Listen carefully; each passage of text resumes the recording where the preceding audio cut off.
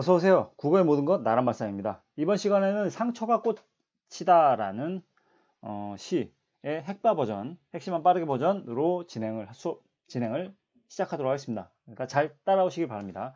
자, 이 시에서는 중요한 게 그 상느 버전에서도 얘기했지만 뭐였냐면은 일단 역설법에 대한 이해가 확실히 이해가 돼야 되고요. 그 다음에 두 번째는 뭐 심상도 등장했었죠. 그죠? 시각적 심상하고 후각적 심상이 대표적으로 등장했는데 이거 중요하다고 했습니다. 그 다음에 운율 형성 요소를 좀 보자고 했어요. 운율 형성 요소 중에서 일단은 뭐가 있었냐면 대구법이 많이 등장했었다는 거. 이것도 좀 알아두라고 했었죠. 그죠? 그 다음에 네 번째는 뭐가 있었냐면은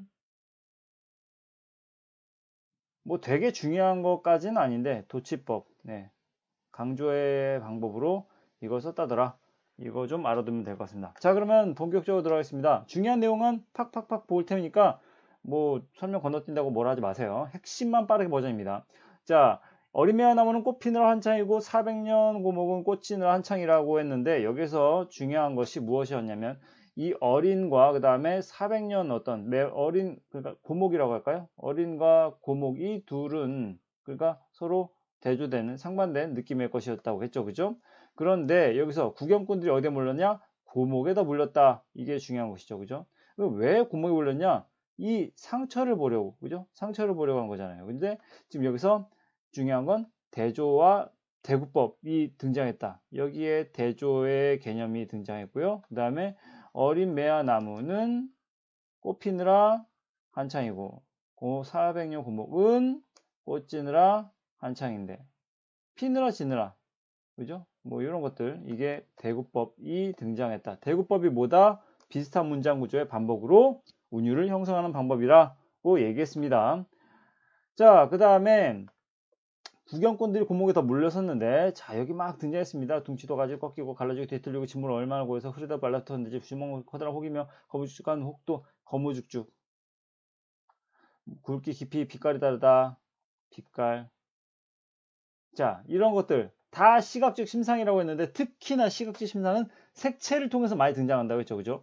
어쨌든 이런 것들 다 시각적 심상입니다. 시각적 심상 알겠죠? 시각적 이미지가 많이 등장했습니다.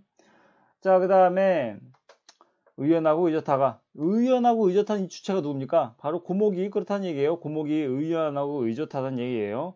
사군자 중 으뜸답다 라고 했습니다. 뭐 사군자 뭐 저번 시간에 얘기했고요. 그 다음에 꽃 구경이 아니라 상처 구경이다. 상처 구경을 하러 뭐 하러 왔냐? 이 상처가 무엇이냐는 의미인 거죠. 이게 참 중요한 것인데 자 이거는 이렇게 쓸게요.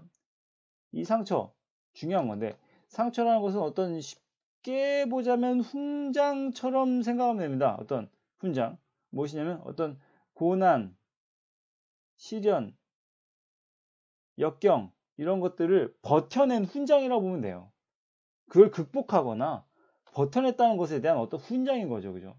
가끔 뭐 진짜 말도 안 되는 내용이지만 그 깡패 영화 뭐 그런 것들 보면 예전에 조폭 영화들 같은 거 보면 막 여기 막 칼자국 막 여기 있는 거 보면서 막 내가 여기서 뭐 칼을 갖다 뭐 찔렸었는데 내가 여기 총을 맞았었는데 이 상처 보여주면서 막 되게 막 으스대는 거 있잖아요. 그죠? 그런 것들 이게 막 자신은 이게 막 되게 프라이드 막 훈장처럼 여기는데 뭐 어쨌든 그런 거랑은 좀 질적으로다가 아주 고결한 훈장이지만 네, 이 고목의 훈장은 상당히 긍정적이고 아주 고결한 훈장입니다.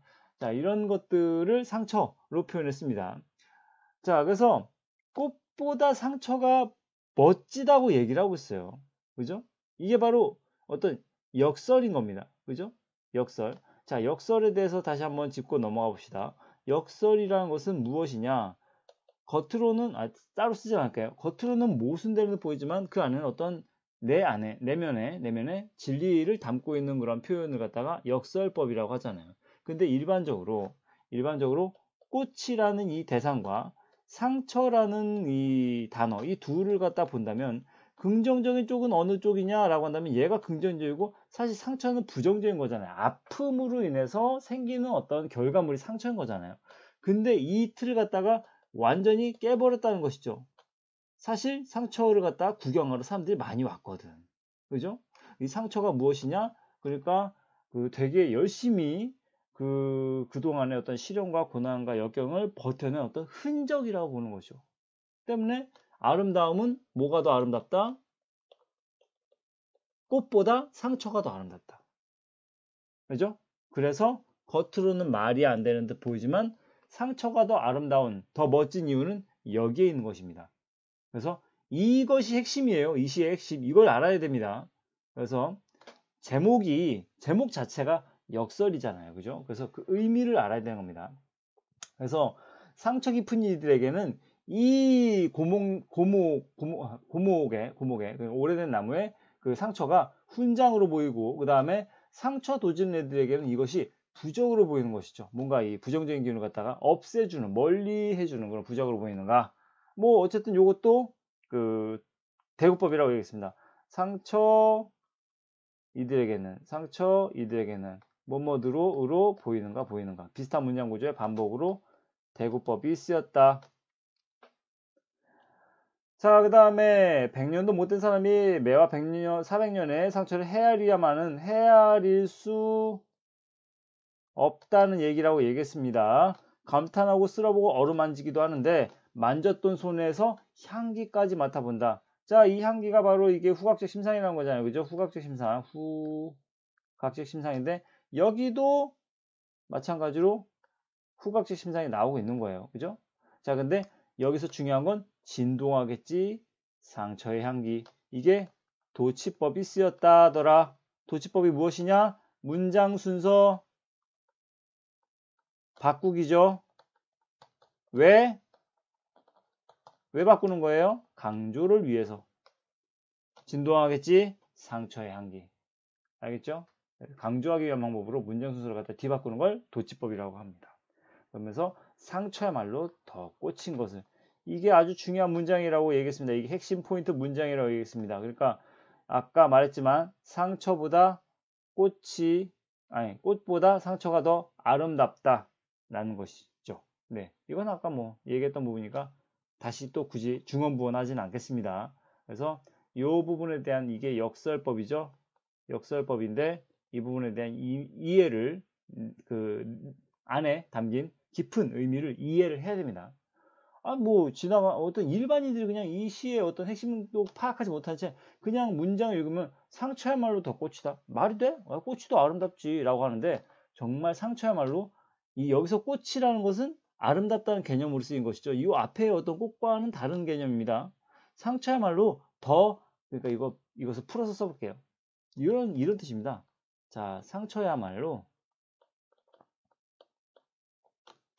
꽃보다 더 아름다운 것은 아름다운 것을 이렇게 표현하기 위해서 이걸 좀 이렇게 쓴 거예요. 상처야말로 더 꽃이다. 상처야말로 꽃보다 더 아름다운 것이다. 네, 이렇게 표현하기 위해서 이렇게 간단하게 쓴 겁니다. 됐죠? 네. 요거 말고는 빼먹은 게 있나요?